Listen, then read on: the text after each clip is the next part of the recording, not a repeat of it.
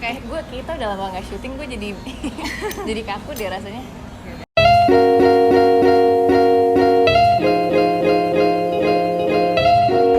Hai Good Spirit. Halo. Welcome back to our channel. Gue Richelle. Gue Bella and we're not Kindred only- Spirits alone. Yeah, we have Andrea. Kenapa gue begini sendiri? Also known as Cat Womanizer di Instagram sama Twitter. Pasti yang nonton kayaknya sudah banyak juga yang follow Cidea. Betul. Hari ini kita mau ngobrol-ngobrol soal apa, Bel?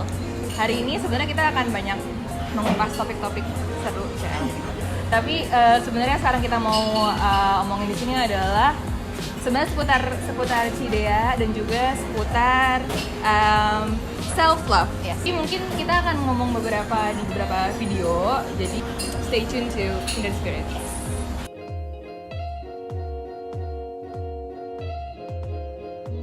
Oke, langsung aja ke pertanyaan pertama atau perkenalan dulu mungkin. Cidea, perkenalan aja sehari-harinya sebagai apa, terus lebih sering ngomongin topik apa, the usual stuff. Oke, gue ngomongnya kemana? Ke kamera aja. Boleh kamera? Boleh, kita boleh.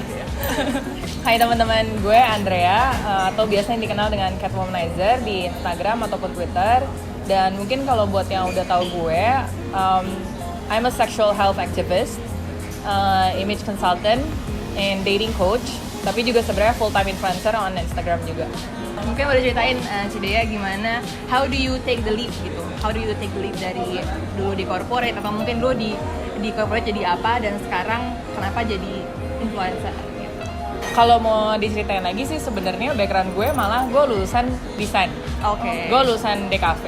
Dari situ kebetulan pas gue udah lulus, dari situ gue sebenarnya cuma tahu gue kerjanya pasti akan di agency nih. Gue akan jadi graphic designer. Tapi kebetulan banget waktu itu gue ketemu salah satu dosen yang emang dia kenal banget sama gue. Jadi dia bilang ke gue, Andrea kayaknya kamu cocoknya jadi sales atau PR deh. Knowing your own personality kayak begini. Dia bilang gitu. Terus gue bilang, hah AE? Karena dia bilang AE kan. AE apa ya? Gue nggak tahu. Terus dia kayak, coba deh kamu explore, tanya-tanya segala macam. Oke, and then gue ketemu adalah beberapa orang dan akhirnya gue dipanggil sama salah satu CEO sebuah corporate, salah satu TV nasional di Indonesia. Dan akhirnya gue dimasukin sama dia, justru waktu itu diprogram untuk jadi anchor gue malah. Terus akhirnya gitu a year passed by, terus kayak bos gue nanya apa segala macam, ngobrol-ngobrol, terus dia juga bilang kayaknya kalau ada personality kamu mendingan saya taruh di sales aja deh. Yaudah akhirnya di sales and apparently that's what I'm good at gitu loh. Dan dari situ gue dari corporate akhirnya gue 3 tahun kemudian gue direkrut di salah satu startup.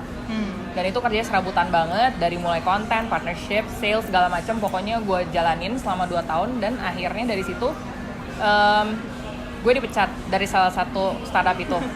Iya, I'm proud of this. Kalau gue nggak dipecat gue nggak kayak gini sekarang, jadi ya udahlah ya. Oke. Nah, jadi intinya pas gue dipecat di Desember 2017 sampai bulan Maret 2018 tuh gue masih kayak cari-cari kerjaan, nggak ada yang cocok. Akhirnya gue butuh duit nih, jadi gimana? Apa yang bisa gue lakuin? Karena gue selalu percaya ada hal-hal yang kita nggak bisa kontrol. Yang mana misalnya tadi yang nggak bisa gue kontrol adalah gue nggak nemu gaji yang sesuai sama yang gue mau, gue nggak nemu suatu pekerjaan yang gue suka. Ya udah, apa yang bisa gue kontrol? Ya udah, gue pikir fuck this shit, gue mulai dari Instagram story aja. Gue mulai dari diskusi dan dari bulan Maret 2018 gue udah determine, oke, gue harus jadi influencer yang memang cari duitnya dari Instagram.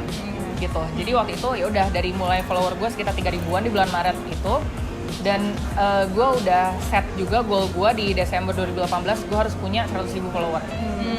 Awalnya sih dari situ aja. Dan kalau gue mau ngomong soal tadi, kayak gue dari sekolah DKV, itu gue mau ngomong ada 3 hal yang penting menurut gue buat anak-anak yang baru lulus kuliah apalagi. Itu ada passion, ada personality, ada strength. Pada waktu itu DKV, desain itu menurut gue itu salah satu passion gue karena I appreciate art. But it turns out itu not my strength, cause gue nggak bisa gambar. Iya, oke. And then ternyata secara personality itu juga nggak cocok sama gue yang extrovert, yang dimana gue nggak mungkin bisa dia kerja di belakang komputer seharian nggak ketemu siapa-siapa, gue harus ngerjain desain seharian. Dari situ gue belajar.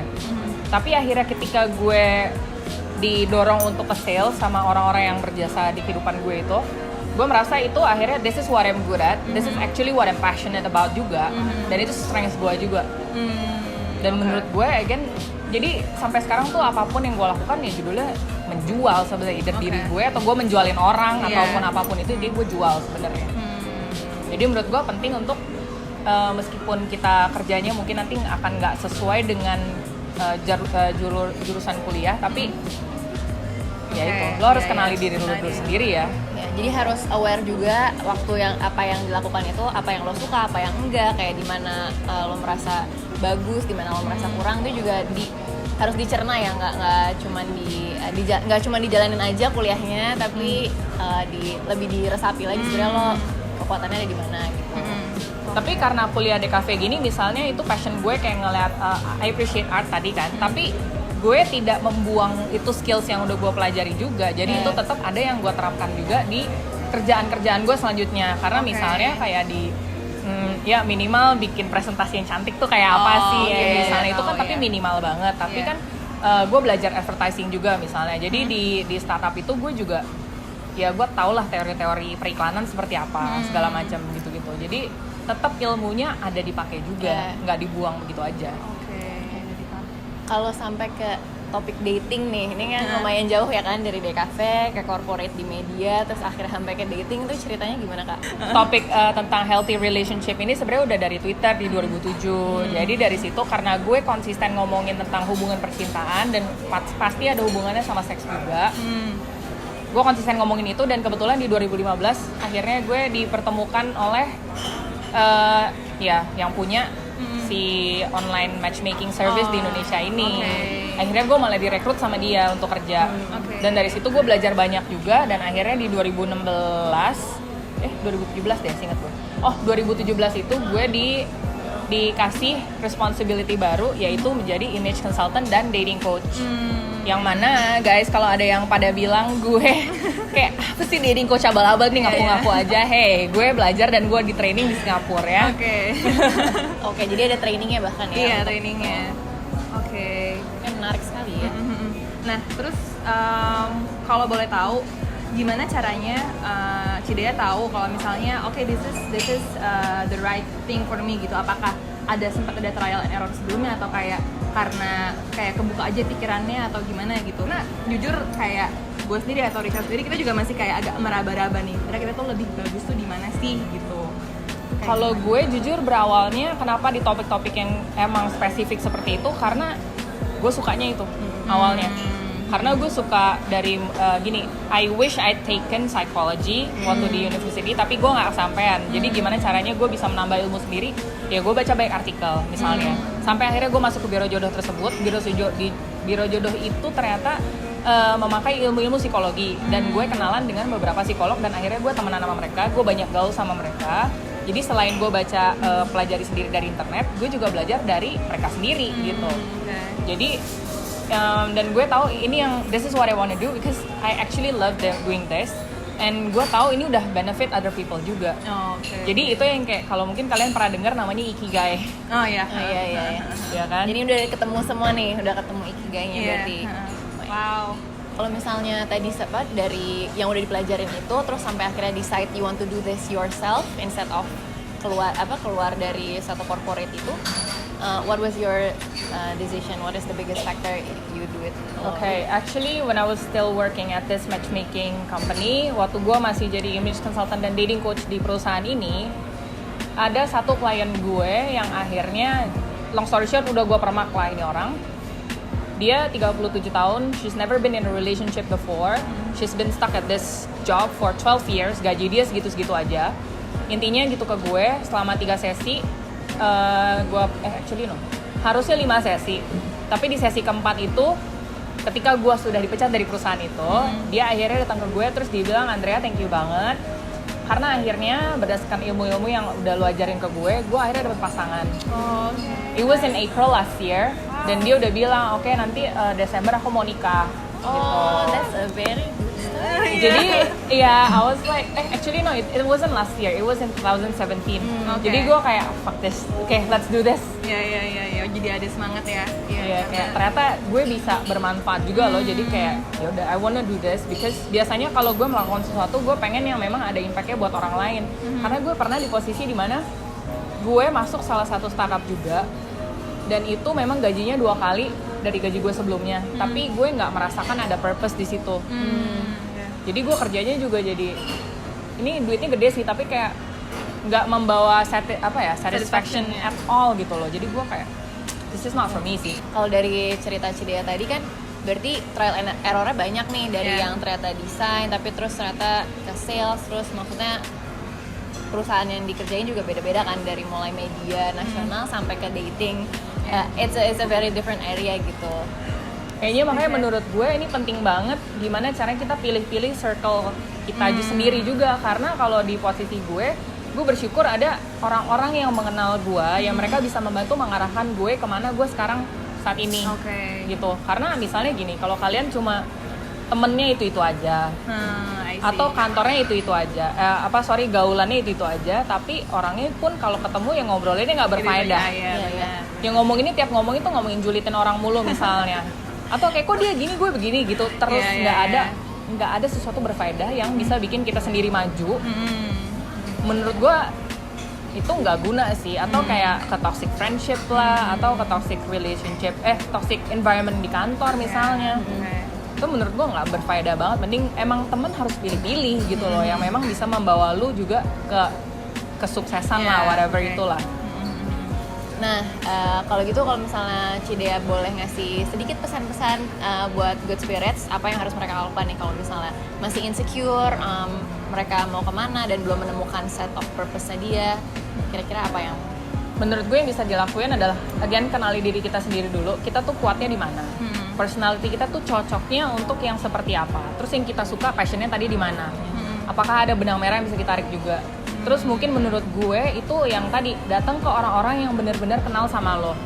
Lu tanya, menurut lo gue bagusnya di mana ya? Gue bagusnya jadi apa ya menurut lo? Gue bagusnya di mana? Tapi kalau memang nggak punya orang-orang tersebut, ya makanya kenali diri kita sendiri dulu. Sukanya apa, passionnya di mana, strength-nya di mana, dan personality cocok nggak sama bidang kerjaan tadi. Gitu. Karena misalnya, kalau misalnya lu passionnya di salah satu hal ini, tapi sebenarnya strength tuh nggak di situ. Lu harus usaha jauh lebih keras daripada orang-orang yang memang udah strength-nya di situ dan passionnya di situ misalnya. Jadi willingnya juga harus kuat di situ. Jangan cuma kalau emang mau ngebelain passion ya. Kalau memang mau ngebelain passion, sedangkan strength lu nggak di situ dan personality lu nggak di situ, ya tadi lu harus determined banget untuk yaudah gue mau ngejar ketertinggalan gue ini. Dari orang-orang yang memang sudah bisa. Jadi sebenarnya intinya adalah yang pertama adalah tahu, know yourself, know who you are. Ya boleh dengan tanya ke orang, atau kalau misalnya nggak terlalu trust sama orang, yang mungkin cari diri sendiri ya gimana kayak gitu kan ya. What do you like gitu, how do you define yourself gitu. Terus mungkin juga tahu purpose-nya apa gitu. Dan juga preparation berarti ya. Sebenarnya kayak ya kalau misalnya emang lo mau mencoba suatu hal, atau lo mau shifting to something yang mungkin menurut lo bukan lo banget, tapi lo pengen tahu gitu, berarti lo punya tahu apa, harus tahu juga kayak misalnya tahu baca artikel, atau lo tanya orang atau segala macam. Jadi harus ada preparationnya.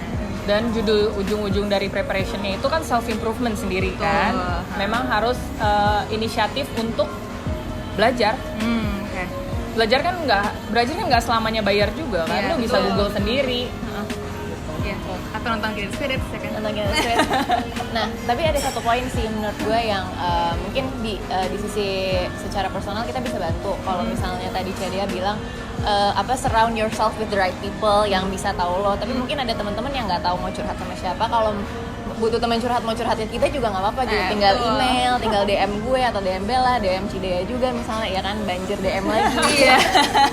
Tapi maksudnya kita di sini juga pengen bisa selain pengen kenal kalian juga kayak pengen bisa ngobrol sebenarnya apa yang kalian butuhin, and we're here to help gitu. Jadi we're here as friends, as your sisters. Jadi jangan takut untuk reach out, dan kalau misalnya emang butuh teman curcol aja. Betul. Sebisa mungkin kita balas secepat-cepatnya gitu. Semoga tidak menyesatkan. Mungkin segitu dulu untuk topik kita kali ini. Kita akan lanjut ke bagian berikutnya tentang self love. So stay tuned on Kindred Spirits. Bye.